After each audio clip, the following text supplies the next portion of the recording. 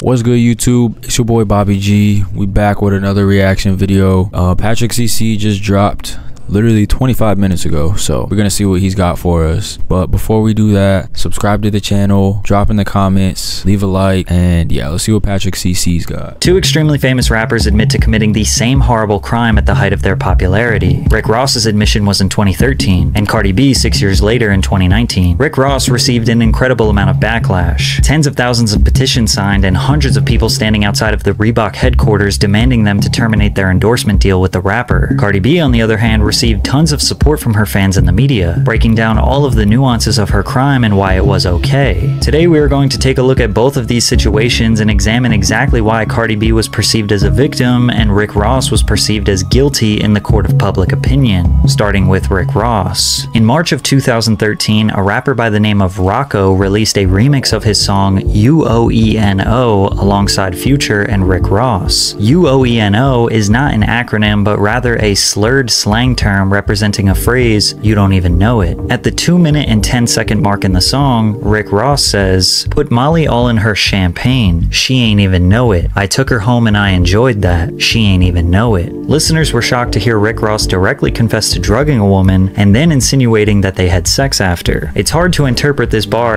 Bro, that's not even, bro, how you supposed to bump to that, Rick Ross? What the hell is you talking about, bro? As anything other than a confession. At first, this was just a crazy lyric that made you and your buddies look at each other in disbelief, but the song was getting more and more popular, making the rounds on social media and in the clubs. As more people were exposed to the specificity and boastfulness of Rick Ross's delivery, they felt like they had to speak out. First, a petition calling for Rick Ross to, quote, publicly apologize for glorifying drugging / R-wording a woman was posted to change.org. The organizer wrote, "This should be investigated further and he should be prosecuted." With only 1,294 signatures, it didn't have a large enough impact. Then, Rosa Clemente, who was the 2008 vice presidential candidate of the Green Party, posted a YouTube video criticizing the rapper. "This is disgusting, to say the least.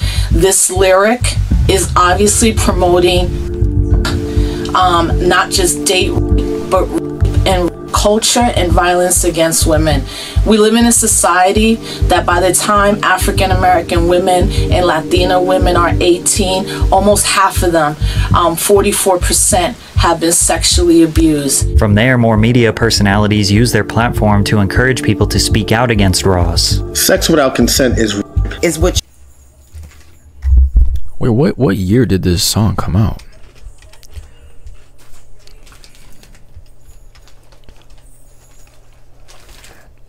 UN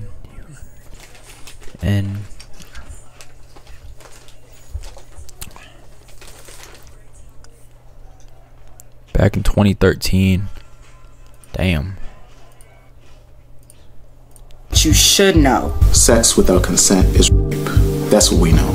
Rick Ross, it's a shame that you don't know. The controversy spread like wildfire. Every major news outlet started to chime in. When Ross responded to the controversy, he did more harm than good. On the New Orleans radio station Q93.3 FM, he said, "I want to make sure this is clear. That woman is the most precious gift known to man. You understand? There was a misunderstanding with a lyric, a misinterpretation. The term rape wasn't used. I would never use the term rape in my records. As far as my camp, hip-hop don't condone that. The streets don't condone that. Nobody condones that. So I just wanted to reach out to all the queens that's on my timeline, all the sexy ladies, the beautiful ladies that had been reaching out to me with the misunderstanding. We don't condone rape and I'm not with that." Ross claimed, This is literally like adding, just dumping a tank full of gasoline onto a fire that's already going, bro. that this lyric was all a misunderstanding and then shouting out the sexy ladies just fueled even more outrage. Hip-hop outlets began speaking out against him. Guys, Rick Ross has come to a crossroads. He is a great artist,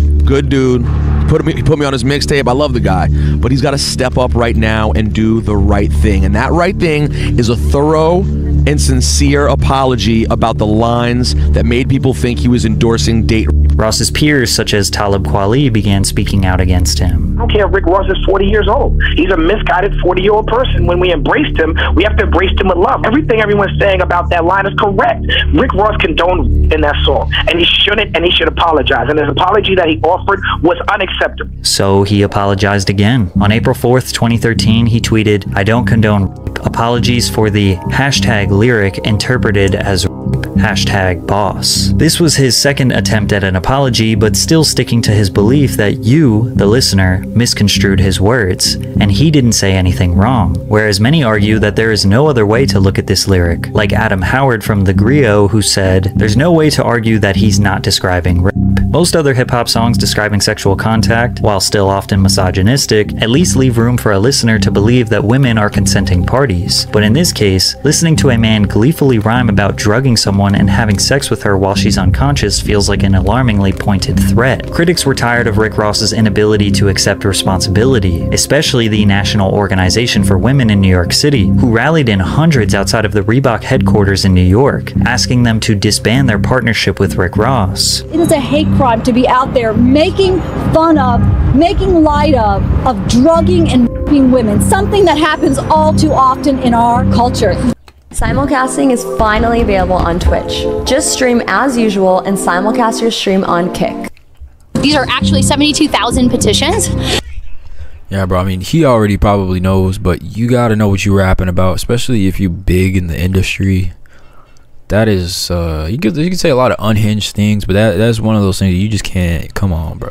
Signed by our members all over the country, and there are also comments from people about why they feel like Reebok needs to drop Rick Ross. Rick Ross is a disgrace to humanity. This guy's a joke. How do you say, you know, I slipped her Molly, went home and enjoyed that, and she didn't even know, and then say you didn't mean to condone rape? He knew exactly what he's saying. The fact of the matter is he's just a coward, and now he's trying to avoid dealing with it. Just a few days after the protest, Rick Ross was officially dropped from his multi-million-dollar endorsement deal. The company made a statement. While we do not believe that Rick Ross condones sexual assault, we are very disappointed he has yet to display an understanding of the seriousness of the issue or an appropriate level of remorse. They continued, "At this time, it is in everyone's best interest for Reebok to end its partnership with Mr. Ross." I guess Ross was hoping the outrage they wanted him to be more apologetic about the whole fucking situation, I guess, would eventually die out, because it was after Reebok dropped him that he finally made a formal apology. My choice of words was not only offensive, it does not reflect my true heart, and for this, I apologize. To every woman that has felt the sting of abuse, I apologize. I recognize that as an artist I have a voice, and with that, the power of influence. To the young men who listen to my music, please know that using a substance to rob a woman of her right to make a choice is not only a crime, it's wrong, and I do not encourage it. Have you ever Googled your name and seen yourself on one of those strange sites that has too much information about you? Feels pretty weird. I'd really rather have that stuff not available to just anyone who's looking for it. Data brokers are making tons of money selling your information to robocallers and spammers. Now, rappers have been spitting extremely controversial lyrics for decades. In a 2001 song called Fight Music by D12, rapper Bazaar said, "I hate you, I'll take your drawers down and ape you," while Dr. Dre videotapes you, which is extremely blatant and descriptive. Eminem has a laundry list of descriptive admissions of crimes. I mean, at this point, bro, I don't even think Eminem has written anything as bad as that, bro. While Dr. Dre tapes you is fucking insane. Videotapes you, which is extremely blatant and descriptive. Eminem has a laundry list of descriptive admissions of crimes. I mean, at this point, what rapper hasn't glorified or admitted to some heinous crime? Many people argue that none of these lyrics can be taken seriously because they are made up to represent a character or persona that doesn't represent the reality of the rapper. He raps about drug selling, drug trafficking, being a boss, violence. That's what his brand is about. That's what he raps about. Rick Ross is quite literally a stolen name from a real 1980s drug kingpin, Ricky Donald Ross, aka Freeway Rick. The rapper Rick Ross's entire persona is fake, but based on a real criminal. Many people use the argument that if music lyrics should be taken seriously, then why is there no outrage when rappers rap about robbing, shooting, and murdering people? But there is a very specific reason why this particular line from Rick Ross garnered so much backlash, and that's due to a shifting cultural perception on these types of crimes after 2 Ohio teens raped a girl and basically got off with a slap on the wrist. On March 17th, 2013, just 1 week before Ross's lyric blew up, 2 teens in Steubenville, Ohio were found guilty of rape. But the way these teens had absolutely zero empathy or regard for the victim was a shocking wake-up call for the realities of these horrible crimes. The 2 teens were promising football players who were beloved by the small Ohio town. At a party, a 16-year-old girl drank more than she could handle, leading to her blacking out multiple times times only waking up to vomit. The defendants eventually brought her into the back of a Volkswagen, where Trent May, quote, proceeded to flash the girl's breasts and penetrate her with his fingers, while another football player videotaped it on his phone. Malik Richmond, the other defendant, took his turn violating the girl with his fingers. Although there was no penile penetration, any sexual conduct where the person is unable to give consent in the state of Ohio does constitute as rape. Then, compromising and explicit photos of the girl were shared on the internet, and some of the witnesses mocked her even more on Twitter. The police were notified about the crime a couple days later. They were given a flash drive of evidence, including the post shared on social media, but the police said the case was challenging, partly because too much time had passed since the suspected rape. All of the local press about the situation appeared to be biased towards the boys, discussing their football dreams and how important football is to the community. Lots of kids in town grow up hoping... Nah, bro, these niggas know better, bro. These niggas know exactly what the fuck they was doing, bro. Wishing one day they could play for Big Red football. Were you one of those kids? Yes, I was. My name is Fanny Texier, and I'm a documentary filmmaker. I'm interested in... And then there's Trent. His father, Brian, a football coach, says there's football in his son's DNA. One of his dreams since he was a kid was to play quarterback for Steubenville. As one of Steubenville's football coaches told the New York Times, quote, "The rape was just an excuse, I think. What else are you going to tell your parents when you come home drunk like that after a night like that? She had to make up something. Now people are trying to blow up our football program because of it." Just like the Rick Ross outrage slowly grew bigger, this story took on a life of its own as larger publications started to write about it. The anonymous hacker group leaked personal information of 50,000 Ohio residents that they believed were helping obstruct the investigation. They also leaked a video that was taking place that night, when a small group of friends, including the defendants, videotaped themselves bragging and laughing about the crime. She's dead because there's a naked picture on her, laying in the butt, and she wasn't moving. There's usually a reaction to that. The boys proceeded to laugh and make fun of the girl on camera for 12 minutes straight.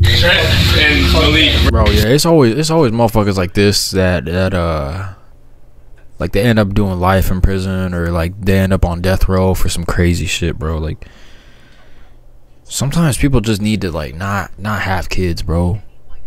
I don't know, shit is crazy. This video went extremely viral, with people all around the world demanding justice for the victim. Many people referred back to the abhorrent mentality of these boys when criticizing Rick Ross's lyrics, whereas others felt like blaming a rapper's lyrics was merely a cop-out, and outraged people should be pointing fingers at parents. Then Anonymous organized the hashtag Occupy Steubenville protest, which got over 1,000 people to protest this case. And outraged people should be pointing fingers at parents. Then Anonymous organized the... This is just like a serious question. Is this how you spell anonymous? The hashtag Occupy Steubenville protest, which got over 1,000 people to protest this case.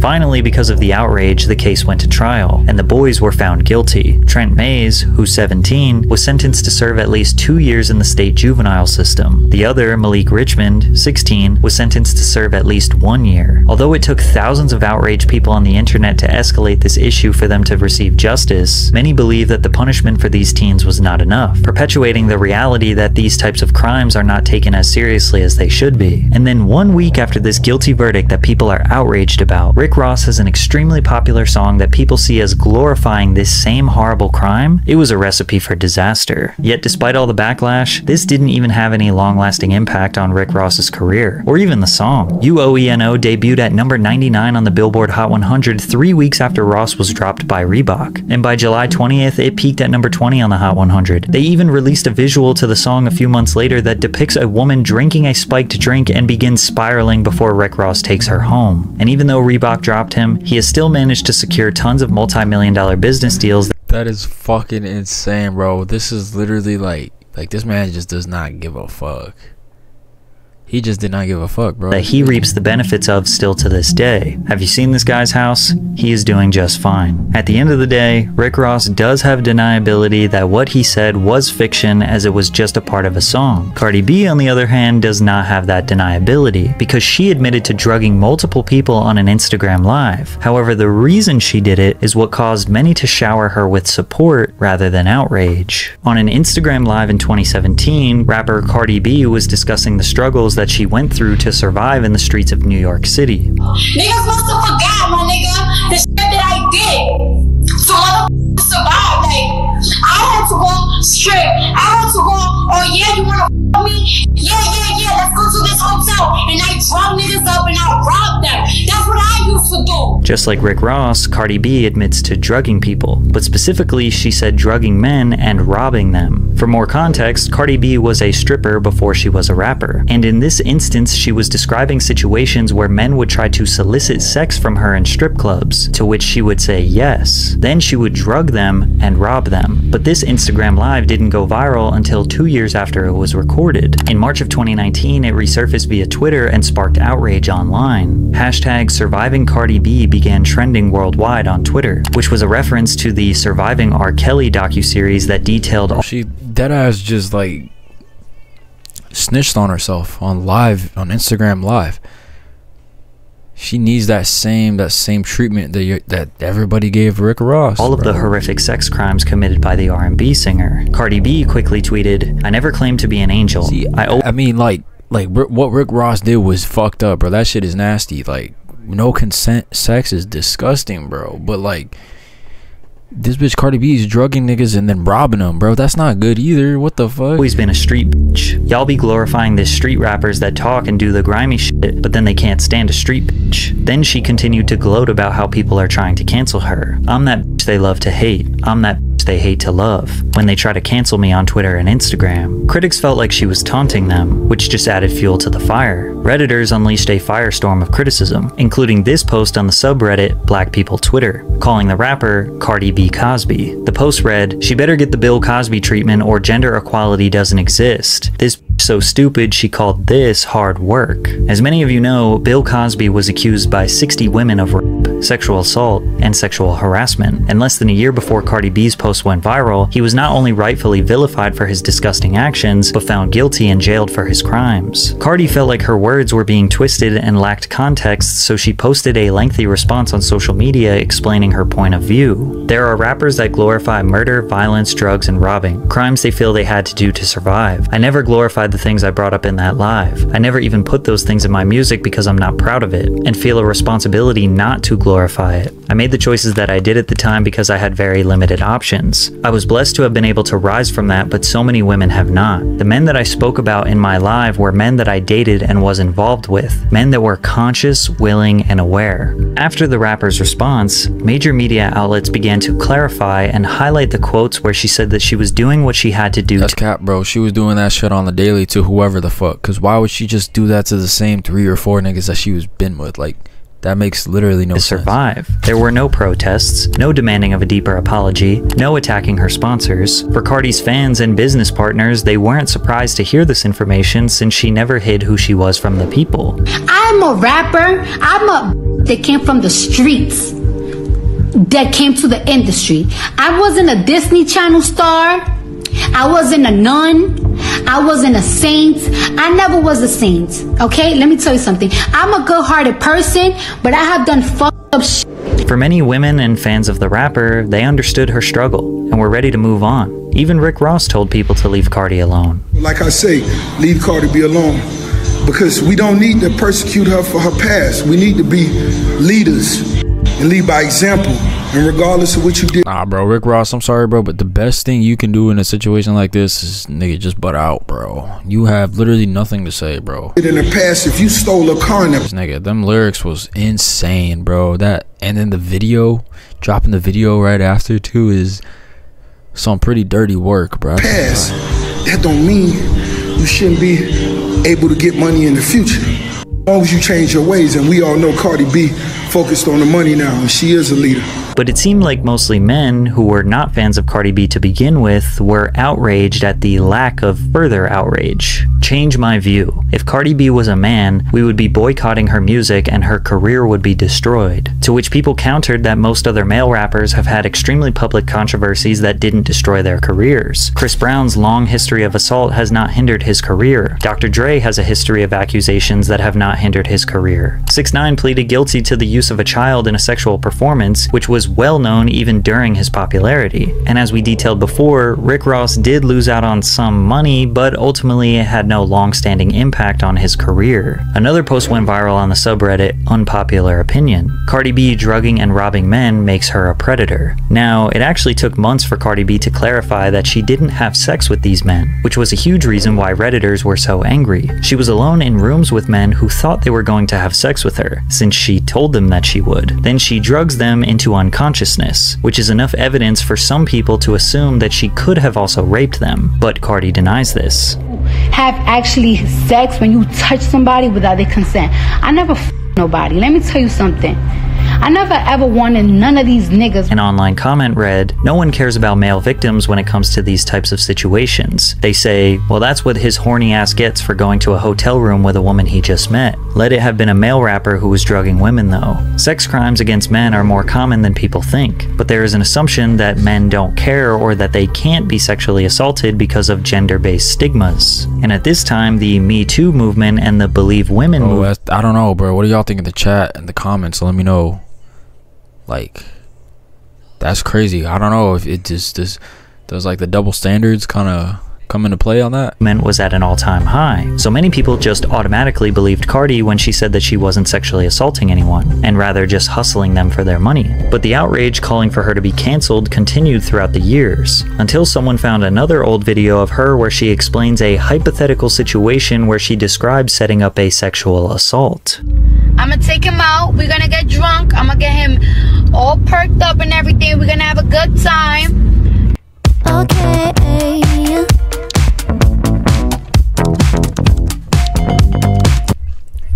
Bro, so she even describes the drug too. So she trying to perk these niggas up off of a perk 30. Come on. Super twisted, then bring a bitch around. We're gonna have a threesome, and when he wake up, he gonna be like, "What the f?"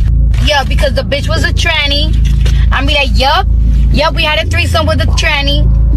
Yup, a tranny suck your dick. You don't gotta f another nigga to get even. Bitch. There's other ways to get even." This is a case of, I didn't do it, but if I did do it, this is how I would do it. The descriptiveness of the situation is hard to interpret as just a joke. This was enough evidence for detractors to confirm that she was a predator. So when they saw this tweet in 2023, they felt like she had no right to speak on the matter. This world is full of predators. They prey on the innocent, the ones who are most unknowing, our children. Predators could be our neighbors, our school teachers, even people with money, power, and our churches. Constantly talk with your kids about boundaries and what they shouldn't allow people to do to them. And with the entire internet calling her a hypocrite, she dug a deeper hole as she spoke about the situation yet again. And now people want to come at me like, "Oh, you're the wrong messenger. You're the wrong messenger. Then you rob and drug men." And it's like, listen. Y'all not going to keep doing this, because when it comes to weird ass predators and rapists and pedophiles and shit, I'm really like, I don't play that shit. I really don't play that shit. And then y'all be like, "You drug and rob them." Did I touch their body? Did I touch their penis? Did I touch their ass? Did I touch them? Did I put my lips on them? No type of touching. Don't confuse. And even if y'all claim, "Oh, you robbed them," what's robbing and raping is two different type of shit. So don't call me no. Don't call me no predator. Don't play with my name like that, because I don't play that. Cardi stays firm in her stance that she was never sexual with these men, but she does wholeheartedly admit that these men deserve to be robbed. However, there is a third opinion that the vast majority of people hold for Cardi B. Cardi B came in the game during the Vine era promoting herself as a gang-affiliated stripper. Her off-the-wall persona made her who she is. You can't ask what can she say or do that would get her cancelled, because she's been talking and acting crazy from the jump. LOL at bringing up her drugging and robbing men. Yeah, well, she told told us from the jump she was a blood. What do you think bloods do? Sell Girl Scout cookies? No, they commit crimes. Most people love to point out the double standards and hypocrisy. They simplify the situation as man do bad thing, get big trouble, and girl do same bad thing, no consequences. But the truth is, there is tons of nuance to consider when assessing any type of crime, social issue, drama, or whatever you want to call this. No two situations are ever the same. The only similarities here are Rick Ross and Cardi B are both rappers who admitted to drugging someone. The context, the intent,